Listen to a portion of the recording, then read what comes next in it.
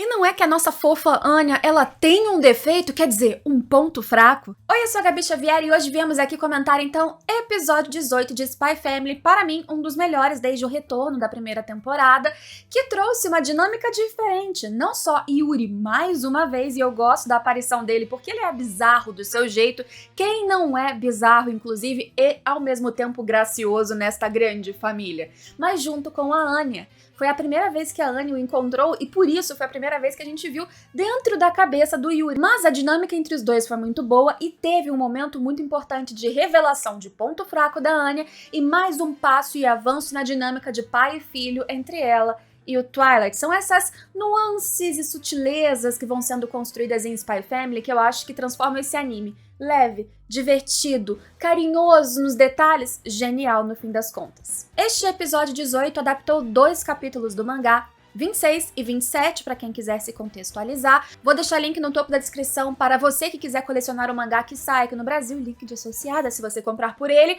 você coleciona uma obra maravilhosa e me ajuda sempre um pouquinho. E assim a gente manteve o ritmo de adaptação que já está seguindo desde o início da temporada. Vou dizer que pela expectativa criada na primeira metade, eu tava esperando aqui que a gente tivesse mais inclusões de cenas extras, o que desde que voltamos com o Spy Family ainda não aconteceu. Continua sendo extremamente fiel ao mangá, continua com uma direção que eu acho muito boa, que vem com um timing de humor certeiro, eu gosto da trilha sonora e a história sem dúvidas é o que mais me conquista. Porém, já deixo aqui colocado que eu tinha realmente expectativas, assim como tivemos surpreendentemente na primeira parte, de algumas coisas e detalhes e cenas extras a mais. Eu espero que até o final dessa primeira temporada a gente tenha algum materialzinho fanservice, porque eu acho que eles conseguiram fazer isso muito bem, mas é claro, isso não é uma reclamação, é só uma expectativa, porque eles subiram muito, levaram a barra do patamar lá no começo, então a gente fica aqui na esperança de acontecer de novo. Nesse primeiro episódio, como eu falei, a gente teve toda a questão de Anya precisando estudar, com dificuldade de estudar e revelando um ponto fraco que não tinha aparecido ainda no anime e algo que é interessante para trazer dinamismo para essa história. Porque nesse momento a gente tem uma família que uma é assassina como poder secreto, o outro é espião multitarefas como poder secreto, o melhor espião dessa história pelo que a gente sabe, um cachorro que vê futuro, mas não assim quando ele quer ou quando pedem exatamente o que pedem, e claro, Anya. Ela lê mentes, o que a coloca como uma super telepata, como ela mesma se referencia neste episódio, só que ela já tinha suas fraquezas por ser criança, ingênua e não super esperta, como acontece geralmente na construção desse tipo de personagem em outros animes. Só que eu achei um adicional interessante na história quando eu descobri isso, de que ela, em períodos de lua nova, ela tem o chamado eclipse, ou assim chamavam os cientistas do laboratório que estudavam ela, período que parece ser um pouco traumático para Anya. Porque nesse dia, nesse momento de lua nova em que a lua desaparece, acontece um apagão desses poderes da Anya, ela não consegue ler mentes. E isso, narrativamente falando, é bom, porque apesar de eu não achar que ela é uma personagem overpower, poderosona, roubada, acho que isso não se constrói em Spy Family, cria um temperinho a mais para em episódios como esse aqui, ela precise se esforçar de maneira diferente e faça com que o próprio Twilight possa enxergar os seus resultados falíveis, porém não completamente incapazes, de uma maneira diferente à medida em que ele enxerga a Anya de outra forma. No começo do episódio, a gente vê o anúncio das 4 provas que os alunos fariam, que trariam ou estrelas para os melhores, 2 melhores de cada uma das provas, ou raios para os piores, aqueles que falhassem, tirassem nota vermelha nessas provas também, e isso, para o resultado da Anya, que geralmente vai muito mal em todas as matérias, colocava uma perspectiva de que ela pudesse ganhar 4 raios logo ali, e no final do ano mais 4 raios. Ela seria expulsa, a Operação Streets iria pelo ralo, o Twilight deixa claro que ele nem espera mais que a Anya ganhe estrela, apesar dela ter uma Anya estelar, ganhou não sem querer, mas sem planejamento prévio.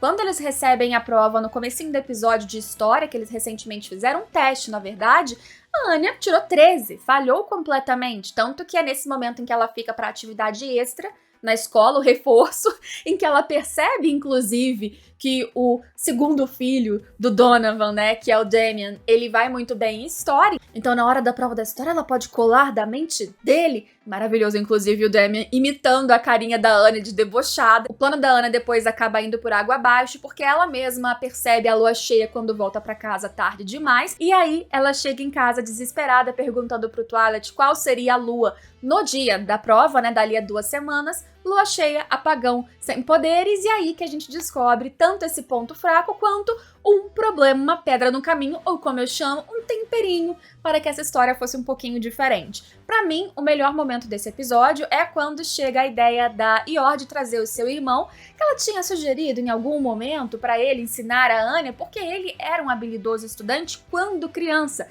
E nesse episódio, a gente também descobre o porquê. Não é que ele nasceu totalmente inteligente e, de novo, aquela criança intelectual perfeita, avançada. Ele se esforçou porque ele se sentia frágil, não só isso. Ele se sentia frágil, pouco incapaz, frente a uma irmã que ele amava mais do que tudo, que se esforçava a seu modo por ele, e ele queria, de alguma maneira, ser útil para protegê-la. E aí ele delimitou planos. Para cada uma das matérias, ele tinha um planejamento de uma profissão que pudesse ser útil para melhorar a vida da sua irmã. Ele só pensa na irmã. Quando a Anya entra na cabeça dele assim que o conhece para ver se ele é um cara perigoso, porque ela sabe que ele é da SSS, só tem pensamento sobre a irmã linda, irmã maravilhosa, comida da irmã, quero ver minha irmã, ciúme da irmã, é só. Tanto que a Anya fica nauseada de tanta intensidade e obsessão. Ele aceita o negócio de dar aula pra Anya porque tudo isso vem como um pedido da Ior. Então se a Ior sugerir em um certo momento, ele aceita. Ela liga e o cara chega do nada, decepcionado que o Lloyd tá em casa. E quando ele vai ensinar pra Anya, a Anya acaba vendo que no pensamento dele, o tempo todo, ele tá ali, poxa, essa menina é filha do cara, marido da minha irmã, que eu odeio, simplesmente por ser marido da minha irmã. Inclusive, é uma menina que passa o dia inteiro com a minha irmã, coisa que ele queria fazer. Então ele tem uma raiva da Anya, não pela Anya em si que ele mal conhece, mas porque pra ele tudo que importa é a irmã e qualquer um que tire o tempo ou que na cabeça dele tire um tempo que poderia ser dele com a Ior, ele acaba tendo raiva, ou pelo menos por essa menina ser fruto do cara que ele já odeia previamente, que é o cunhado, ele já não gosta muito, mas ele ajuda. E engraçado que é o Yuri que dá o caminho pra Anya do jeito todo quebrado dele para que ela ache o seu propósito. Uma coisa que o Twilight já tinha percebido, mas ele não conseguiu utilizar e desenvolver o suficiente, é que a Anya, ela consegue aprender certas coisas se ela é direcionada com o incentivo correto.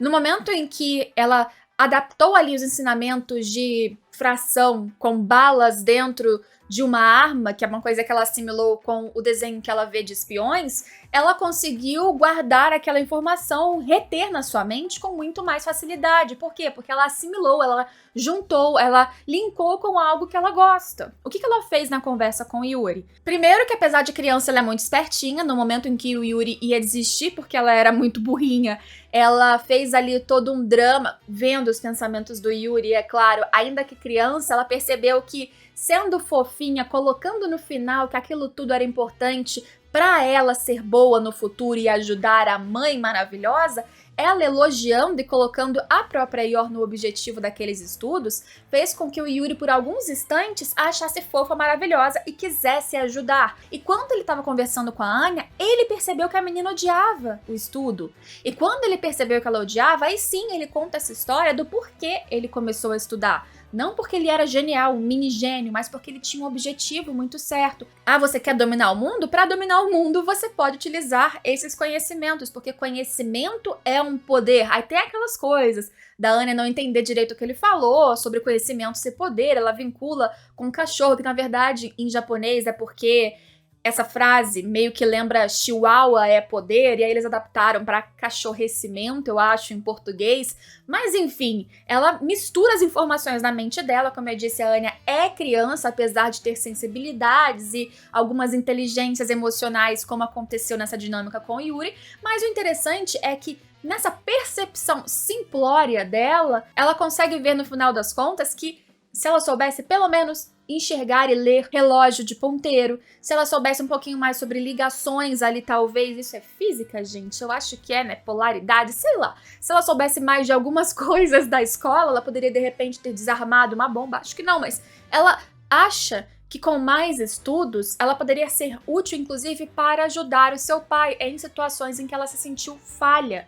E isso é o impulso necessário, é o incentivo necessário para que ela mesma, depois que o Yuri vai embora, porque estavam os dois exaustos de estudar e a Anya parecia não ter retido nada do que o Twilight depois viu que nem era a matéria da prova, ele vai embora para melhorar ele mesmo no que ele precisa ser bom para ajudar a irmã, e ela vai pro quarto para estudar sozinha, porque ela achou o seu objetivo. Ela não virou genial, é a primeira vez que ela tem um impulso de estudar no quarto, porque ela não vai ter a menor chance de usar o seu poder de ler mentes no dia da prova, e querendo ajudar alguém. E bonitinho é que na cabeça dela é ajudar o pai dela. É ajudar o pai dela na missão em que ela faz parte e que ela sabe que faz parte.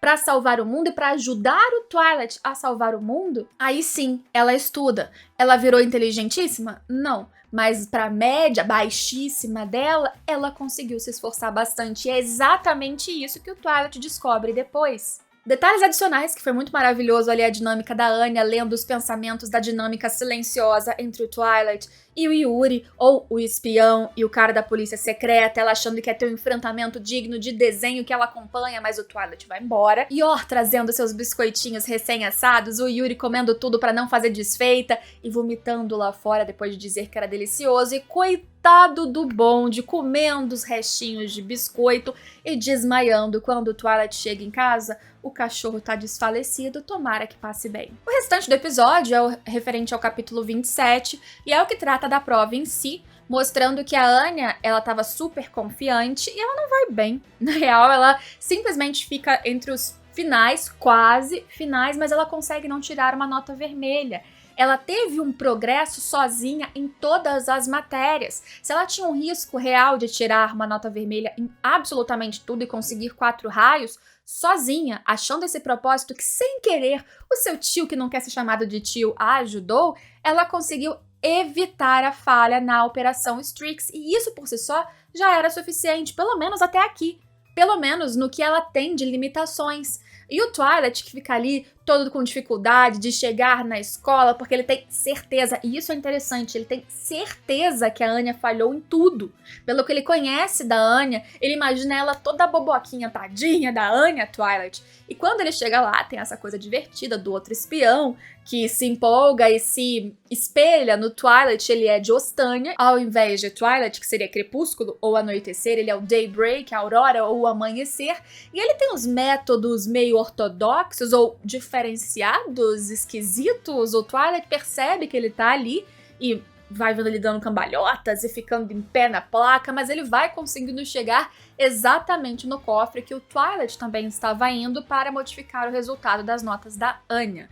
A gente descobre depois que esse espião foi contratado por alguém para modificar as notas dos 2 filhos do Desmond, porém ele não estava aumentando a nota como era o objetivo inicial do Twilight com a Anya. Ele estava diminuindo a nota desses meninos, então provavelmente, ou logicamente, não seria o pai dos meninos? Pelo menos numa lógica normal, isso é o que aconteceria. Ressalto aqui uma fala que é interessante dos 2 que guardaram essas notas nos cofres, falando que esses alunos são o futuro do país. Essa é uma instituição que os alunos que saem formados, especialmente bem formados lá dentro, eles se tornam a elite de Ostânia. Então, a elite política, a elite militar. Então, essas pessoas que estão sendo formadas ali, elas são muito, muito observadas. O Twilight, quando ele chega na prova da Anya, depois da dinâmica super interessante, que eu também acho que foi bem cômica e legal pra esse episódio, com o Daybreak, que no final das contas acaba sendo demitido,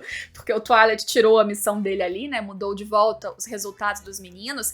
Ah, detalhe de que realmente o filho mais velho, ele é espetacular nos resultados, e por isso que a gente entende a frequente comparação e traumas do próprio Damian em relação a isso. Quando ele vê a Anya, ele se surpreende. Aí tem aquele corte que a gente não sabe. Nossa, será que a Anya, numa noite se esforçando, conseguiu finalmente ir bem? Não, mas ela conseguiu não tirar nenhuma nota vermelha. E para nossa surpresa, ele não mudou uma vírgula, ele deixou aquele resultado. E por que a Anya no outro dia estava confiante, já tendo ouvido, pelo que ela mesma diz, ali pensa, os resultados das suas provas quando seu pai volta para casa depois desse dia que ele foi no cofre? Ela já sabia que ela tinha ido mal, mas ela também sabia e dá a entender que seu pai ficou satisfeito quando viu que ela não falhou. Então, quando ela chega em casa, ficando ali em último, o Damian conseguiu uma estrelinha em história, que é muito legal pra ele ficou todo orgulhoso. Quando ela chega em casa, o Twilight ele reclama, ou o Lloyd Forger reclama, fala mal, que os resultados dela de novo foram terríveis, mas na cabeça dele ao mesmo tempo, ele agradece a ela e a parabeniza do seu jeito, ou tem um orgulhinho de pai, ou um reconhecimento que só ele como pai conseguiria ter, de que a Anya, nos seus padrões, melhorou. De que ela sozinha se esforçou para pelo menos não receber nenhum raio. Então ela acabou mantendo viva a Operação Strix, mesmo que ele não tivesse entrado naquele cofre em nenhum instante. Ele não precisou modificar nada para ela. Na real, a única coisa que o Twilight fez foi trazer a demissão pro Daybreak e manter, ainda bem tadinho, a estrela pro próprio Damian. E é por isso que, apesar de tudo, Anya termina felizinha e orgulhosa, mesmo ouvindo broncas do seu pai, porque ela vê dentro da cabeça dele que o seu esforço valeu a pena. Então, o seu esforço para ajudar o seu pai deu certo. Então, quem sabe esse não seja o caminho para que ela naturalmente e normalmente num caminho de uma criança que tem dificuldades naturais, assim ela consiga melhorar aos pouquinhos para trazer mais orgulho e mais facilidade para o seu pai nessa missão de salvar o mundo. Eu amei demais esse episódio, de verdade. Dos que voltaram, eu acho que esse tem um balanço de núcleos e de situações que foi mais interessante do que outros que a gente tem acompanhado, mas eu continuo gostando bastante de Spy Family e mais uma vez com esperança de que até o final desta primeira temporada, então, a gente tem alguns momentinhos e fanservices e presentes extras, porque já deram uma vez, então tô aqui exigente demais, esperando que aconteça de novo. Me conta aqui embaixo o que você achou desse episódio, o seu comentário, como sempre, além de me trazer a sua fala, que é extremamente importante nesse canal, sempre ajuda muito a divulgar o vídeo. Então, se puder, comente alguma coisa, emoji, sua opinião principalmente, é claro, deixe o like, compartilhe esse vídeo e se inscreva para voltar sempre por aqui. Espero vocês em todos os outros sábados de família e nos outros vídeos aqui do canal também. Tchau, tchau!